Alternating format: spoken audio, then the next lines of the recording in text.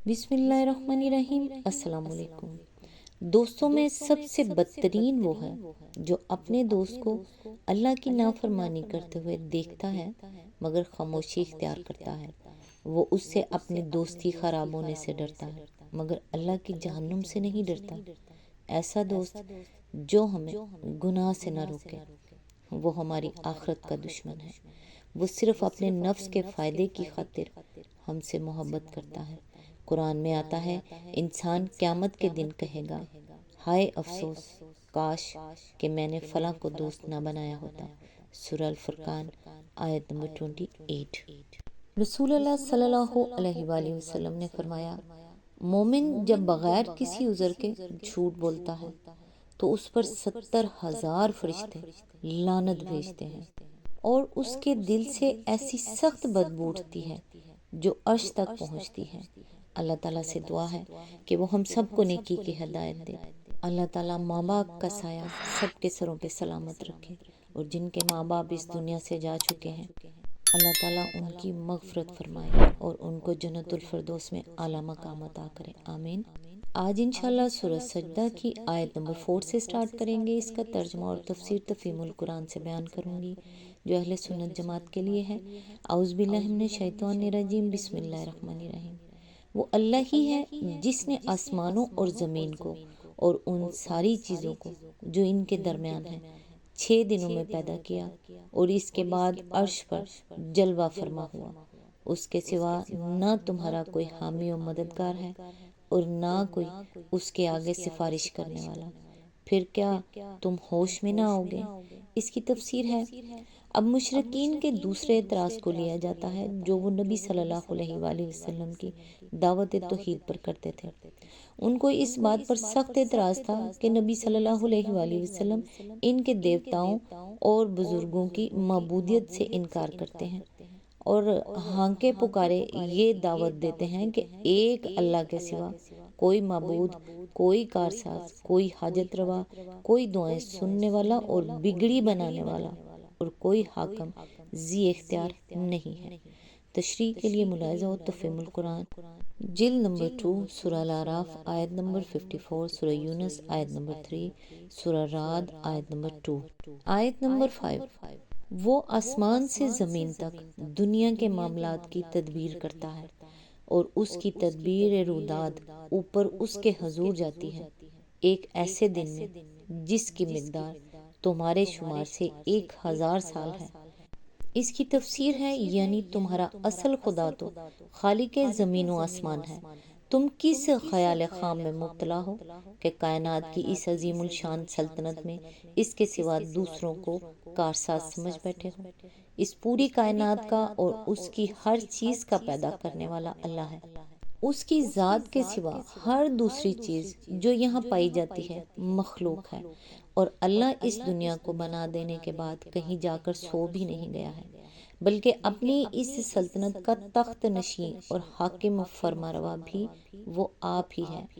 پھر تمہاری عقل آخر کہاں چرنے چلی گئی ہے کہ تم مخلوقات میں سے چند ہستیوں کو اپنی قسمتوں کا مالک قرار دے رہے ہو؟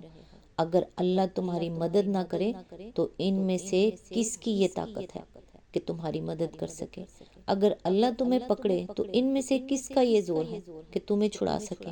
اگر اللہ سفارش نہ سنے تو ان میں سے کون یہ بل بوتا رکھتا ہے کہ اس سے اپنی سفارش منوا لے؟ یعنی تمہارے نزدیک جو 1000 برس کی تاریخ ہے وہ اللہ تعالیٰ کے ہاں گویا ایک دن کا کام ہے، جس کی اسکیم آج کارکنان قضاء و قدر کے سپرد کی جاتی ہے اور کل وہ اس کی روداد اس کے حضور پیش کرتے ہیں تاکہ دوسرے دن یعنی تمہارے حساب سے 1000 برس کا کام ان کے سپرد کیا جائے۔ قرآن مجید میں یہ مضمون 2 مقامات پر اور بھی آیا ہے جنہیں نگاہ میں رکھنے سے اس کا مطلب اچھی طرح سمجھ میں آ سکتا ہے۔ کفار عرب کہتے تھے کہ محمد صلی اللہ علیہ وآلہ وسلم کو نبوت کا دعویٰ لے کر سامنے آئے کئی برس گزر چکے ہیں۔ وہ بار بار ہم سے کہتے ہیں کہ اگر میری اس دعوت کو تم لوگ قبول نہ کرو گے اور مجھے جھٹلا دو گے تو تم پر خدا کا عذاب آ جائے گا، مگر کئی برس سے وہ اپنی یہ بات دہرائے جا رہے ہیں اور آج تک عذاب نہ آیا، حالانکہ ہم ایک دفعہ نہیں ہزاروں مرتبہ انہیں صاف صاف جھٹلا چکے ہیں۔ ان کی یہ دھمکیاں واقعی سچی ہوتی تو ہم پر نامعلوم کبھی کا عذاب آ چکا ہوتا۔ اس پر اللہ تعالیٰ سورہ حج میں فرماتا ہے وَيَسْتَعْجِلُونَكَ بِالْعَذَابِ وَلَن يُخْلِفَ اللَّهُ وَعْدَهُ وَإِنَّ يَوْمًا عِندَ رَبِّكَ كَأَلْفِ سَنَةٍ مِّمَّا تَعُدُّونَ۔ آیت نمبر 47، یعنی یہ لوگ عذاب کے لیے جلدی مچا رہے ہیں، اللہ ہرگز اپنے وعدے کے خلاف نہ کرے گا، مگر تیرے رب کے ہاں ایک دن تم لوگوں کے شمار سے 1000 برس جیسا ہوا کرتا ہے۔ دوسری جگہ اسی بات کا جواب یہ دیا گیا ہے سَأَلَ سَائِلٌ بِعَذَابٍ وَاقِعٍ لِلْكَافِرِينَ لَيْسَ لَهُ دَافِعٌ مِّنَ اللَّهِ ذِي الْمَعَارِجِ تَعْرُجُ الْمَلَائِكَةُ وَالرُّوحُ إِلَيْهِ فِي يَوْمٍ كَانَ مِقْدَارُهُ 50,000 سَنَةٍ فَاصْبِرْ صَبْرًا جَمِيلًا إِنَّهُمْ يَرَدُّونَهُ بَعِيدًا وَنَرَاهُ قَرِيبًا۔ سورہ المعارج آیت نمبر 1-7۔ یعنی پوچھنے والا پوچھتا ہے اس عذاب کو جو واقعہ ہونے والا ہے کافروں کے لیے، جس کو دفع کرنے والا کوئی نہیں ہے، اس خدا کی طرف سے جو چڑھتے درجوں والا ہے، یعنی درجہ بدرجہ کام کرنے والا۔ چڑھتے ہیں اس کی طرف ملائکہ اور روح ایک ایسے دن میں جس کی مقدار 50,000 برس ہے۔ بس اے نبی صبر جمیل سے کام لو۔ یہ لوگ اسے دور سمجھتے ہیں اور ہم اسے قریب دیکھ رہے ہیں۔ ان تمام ارشادات سے جو بات ذہن نشین کرائی گئی ہے وہ یہ ہے کہ انسانی تاریخ میں خدا کے فیصلے دنیا کی گھڑیوں اور جنتریوں کے لحاظ سے نہیں ہوتے۔ کسی قوم سے اگر کہا جائے کہ تم فلاں روش اختیار کرو گے تو اس کا انجام تمہیں یہ کچھ دیکھنا ہوگا، تو وہ قوم سخت احمق ہوگی اگر اس کا یہ مطلب سمجھے کہ آج وہ روش اختیار کی جائے اور کل اس کے برے نتائج سامنے آ جائیں۔ ظہور نتائج کے لیے دن اور مہینے اور سال تو کیا چیز ہیں، صدیاں بھی کوئی بڑی مدت نہیں ہے۔ آیت نمبر 6، وہی ہے ہر پوشیدہ اور ظاہر کا جاننے والا، زبردست اور رحیم۔